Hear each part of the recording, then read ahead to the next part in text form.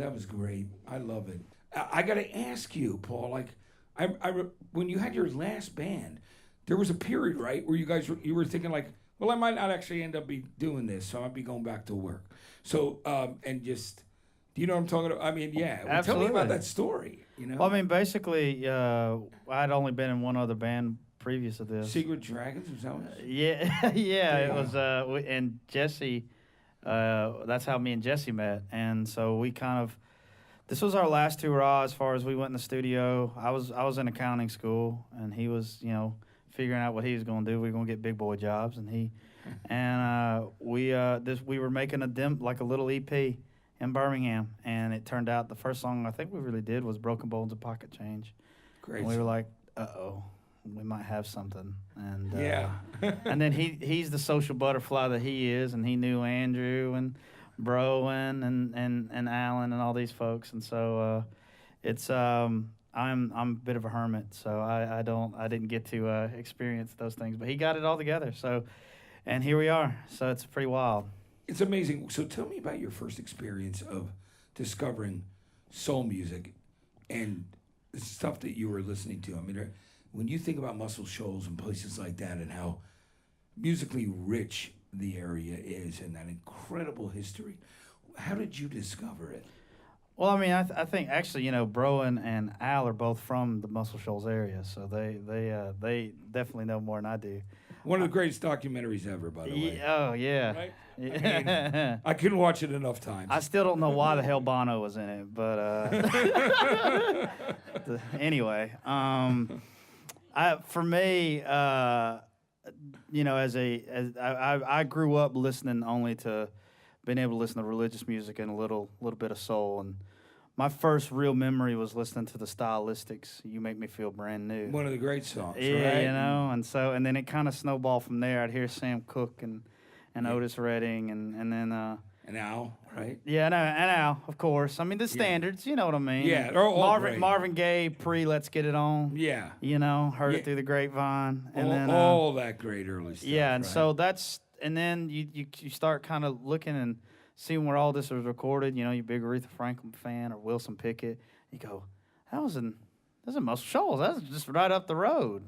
And it's a bizarre thing that you just kind of, I think people take it for granted because it's like when you live, next to ice cream all the time, you don't, you eventually don't want it anymore, and so you kind of forget that it's there, and that's kind of how it is there. I think people just kind of like, yeah, that's just what happened. Yeah, like Clarence Carter and the Wicked Wilson Pickett, like making great records there, man. Oh, yeah, like, man. Oh, wow. You know what I mean? Which is Percy Sledge. Yeah. Right? All that. I was actually Percy Sledge's backup one time. Were you? Tell us that story. Yeah. You all know from When a Man Loves a Woman. And absolutely. So actually that documentary that Bono's in, we actually played the premiere of that in Muscle Shoals. Wow. And so they were, after that they were going to they had all, the Swampers and all the hits that they were going to play after the documentary. And they had me, and I was going to do Wilson Pickett's Land of a Thousand Dances and Arthur Conley's Sweet Soul Music, which are both recorded in Muscle Shoals. And then Percy couldn't make it, so they called me about a week out, and they go, "Hey, can you do When a Man Loves a Woman instead of?" And I said, wow. "You got to be kidding me! you got to be kidding me!" So that's still to this day the most nervous I've ever been, because I jumped. I don't know how high I went, but I was not even in the ballpark. I was like, ah! I was like, That's bad news when you crank out like that, because there's a lot of, you got to be flexible with that song. That's incredible too, and doing Arthur Conley, and Otis, of course, having produced it and wrote, right, like Sweet Soul Music. Yeah. And there's the verse about Otis writing about himself in it, which is the most baller thing. But I love him for doing it. Going spotlight on Otis Redding. Now, like it's one of the greatest songs ever. It's so beautiful, and the horns and everything else. I do love that song. What an incredible thing. So you started out, like you said, listening to gospel and religious music, and then you discovered that. And is it, for me, I need to ask you, like, is it exciting to see that people still love and want to hear new soulful music with great singers and great players? Mm-hmm. It's not just putting down tracks with a producer and auto-tune, which I'm sure everyone in this room agrees. You know, I want to hear real musicians. I want to hear real singers. You know what I mean? That's what it's about. So were you when all of a sudden you started to have success? Were you surprised in any way?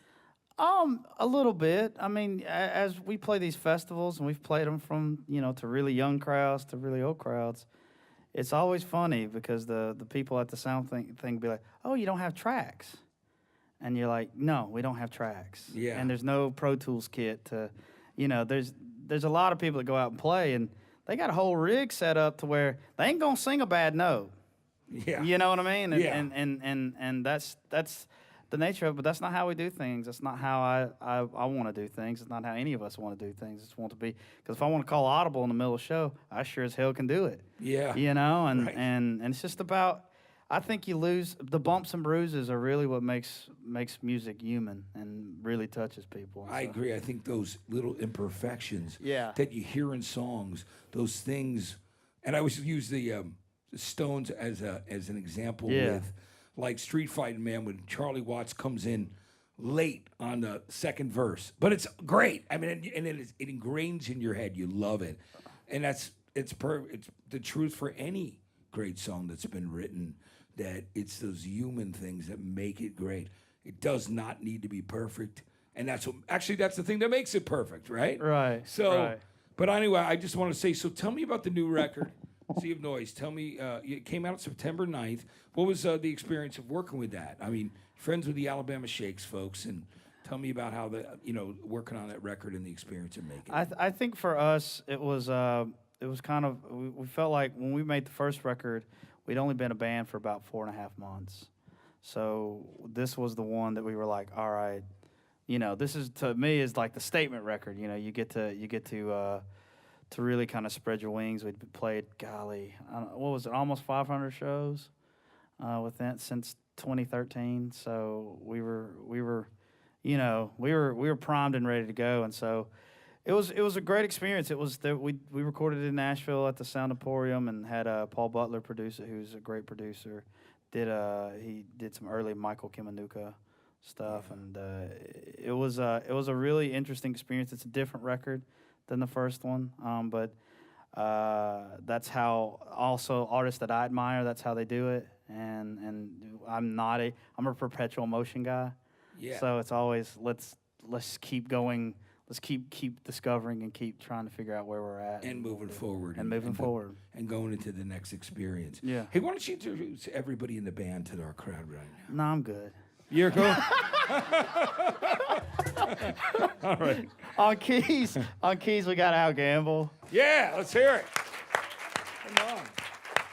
On bass, we have Jesse Phillips. Jesse. Guitar, Broen Lawler. Yeah. Trombone, Chad Fisher. Trumpet, Alan Brandstetter. Saxophone and flute, Jason Mingledorf. And on the beatbox, Andrew Lee. Yeah, it's great. All right, guys, I'm gonna have you do a couple more songs, but I just want to say thanks so much for doing what you do, being who you are, and coming and doing this for the KFOG listeners today. I'm pumped, and I'm glad to meet you. I really, really appreciate what you guys do. Okay, so Awesome. I'm gonna walk off and let you do a couple more songs before All right. you go do your show tonight, and we'll see. I'll be back up after that. Cool. But anyway, thank you guys so much for coming here. Are you guys ready? Paintball and Broken Bones.